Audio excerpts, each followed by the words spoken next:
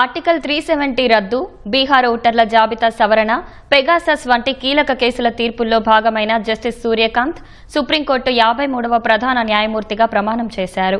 రాష్ట్రపతి భవన్లో ఉదయం 10 గంటలకు జస్టిస్ సూర్యకాంత్తో రాష్ట్రపతి ద్రౌపది ముర్ము ప్రమాణం చేయించారు. సీజేఐగా బాధ్యతలు చేపట్టిన తొలి హర్యానా వాసిగా జస్టిస్ సూర్యకాంత్ రికార్డు సృష్టించారు. 2027 ఫిబ్రవరి 9 వరకు అంటే దాదాపు 15 నెలలు ఆయన ఈ పదవిలో కొనసాగనున్నారు. సుప్రీంకోర్టు ప్రధాన న్యాయమూర్తిగా జస్టిస్ బిఆర్ గవాయ్ పదవీకాలం ఆదివారంతో ముగియగా ఇవాళ నూతన సీజేఐగా జస్టిస్ సూర్యకాంత్ ప్రమాణం చేశారు. రాష్ట్రపతి భవన్లో ఉదయం 10 గంటలకు జస్టిస్ సూర్యకాంత్తో రాష్ట్రపతి ద్రౌపది ముర్ము ప్రమాణం చేయించారు. ఈ కార్యక్రమానికి ఉపరాష్ట్రపతి రాధాకృష్ణన్, ప్రధాని నరేంద్ర మోదీ, కేంద్ర మంత్రులు అమిత్ షా, రాజ్నాథ్ సింగ్, జేపీ నడ్డా, రామ్మోహన్ నాయుడు, పీయూష్ గోయల్ సహా ఎన్డీఏలోని కీలక నేతలు హాజరయ్యారు. Nepal, Bhutan, Sri Lanka, Mauritius, Kenya, Malaysia నుంచి దాదాపు 15 మంది విదేశీ ప్రతినిధుల బృందాలు, వారి కుటుంబ సభ్యులు సైతం హాజరయ్యారు. సీజేఐగా బాధ్యతలు చేపట్టిన తొలి హర్యానా వాసిగా జస్టిస్ సూర్యకాంత్ రికార్డు సృష్టించారు. 2027 ఫిబ్రవరి 9 వరకు దాదాపు 15 నెలల పాటు ఆయన ఈ పదవిలో కొనసాగనున్నారు. मैं सूर्यकांत, जो भारत के उच्चतम न्यायालय का मुख्य न्यायमूर्ति नियुक्त हुआ हूं, ईश्वर की शपथ लेता हूं कि मैं विधि द्वारा स्थापित भारत के संविधान के प्रति सच्ची श्रद्धा और निष्ठा रखूंगा।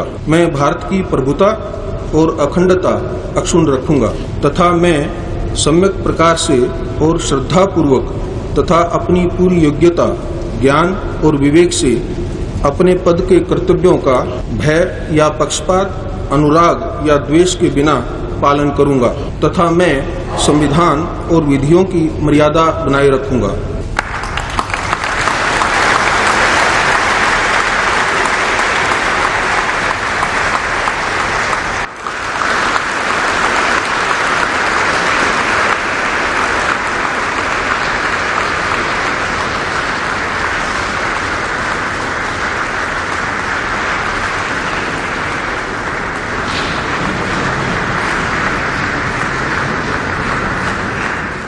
జస్టిస్ సూర్యకాంత్ 1962 ఫిబ్రవరి 10న హర్యానాలోని హిస్సార్ జిల్లాలో మధ్యతరగతి కుటుంబంలో జన్మించారు. 1981లో డిగ్రీ పూర్తి చేశారు. 1984లో రోహ్తక్లోని మహర్షి దయానంద్ యూనివర్సిటీ నుంచి న్యాయశాస్త్ర పట్టా పొందారు. అదే సంవత్సరం హిస్సార్ జిల్లా కోర్టులో న్యాయవాదిగా సాధన ప్రారంభించారు. 1985లో పంజాబ్, హర్యానా హైకోర్టుకు మారారు. 2001లో సీనియర్ న్యాయవాది హోదా పొందారు. 2004 జనవరి 9న పంజాబ్, హర్యానా హైకోర్టు న్యాయమూర్తిగా నియమితులయ్యారు. 2019 మే 24న సుప్రీంకోర్టు న్యాయమూర్తిగా పదోన్నతి పొందారు.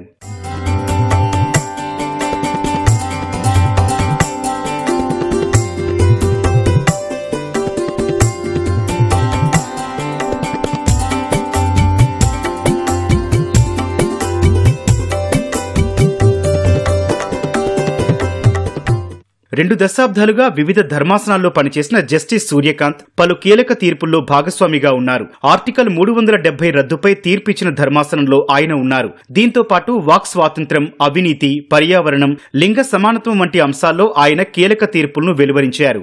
బ్రిటిష్ కాలం నాటి దేశద్రోహ చట్టాన్ని నిలిపివేస్తూ ఇచ్చిన తీర్పులో జస్టిస్ సూర్యకాంత్ భాగస్వామిగా ఉన్నారు. ఈ చట్టం కింద కొత్తగా ఎఫ్ఐఆర్లు నమోదు చేయవద్దని ఈ తీర్పులో ఆదేశించారు. బీహార్లో ఎస్ఐఆర్లో భాగంగా 65 లక్షల మంది ఓటర్లు తొలగిస్తూ కేంద్ర ఎన్నికల సంఘం తీసుకున్న నిర్ణయంపై ఆయన ధర్మాసనం తీర్పు చెప్పింది. తీసేసిన వారందరి పేర్లను బహిరంగపరచాలని ఆదేశించింది.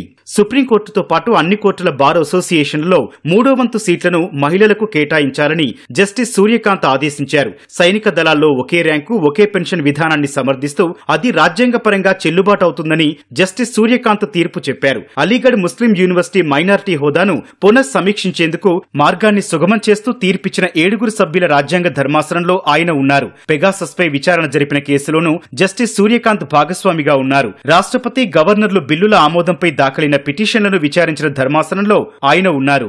ఢిల్లీ మాజీ ముఖ్యమంత్రి కేజ్రీవాల్ కు మద్యం కేసులో బెయిల్ మంజూరు చేసిన ధర్మాసనంలో జస్టిస్ సూర్యకాంత్ ఉన్నారు. 2022లో ప్రధాని మోదీ పంజాబ్ పర్యటన సందర్భంగా జరిగిన భద్రతా ఉల్లంఘనపై దర్యాప్తు చేయడానికి సుప్రీంకోర్టు మాజీ న్యాయమూర్తి జస్టిస్ ఇందు మల్హోత్రా నేతృత్వంలోని 5 సభ్యుల కమిటీని నియమించారు. ఆ కమిటీలో జస్టిస్ సూర్యకాంత్ ఒకరు. సుప్రీంకోర్టు న్యాయమూర్తిగా బాధ్యతలు చేపట్టినప్పటి నుంచి ఇప్పటిదాకా ఆయన 300 ధర్మాసనాల్లో సభ్యుడిగా సేవలందించారు.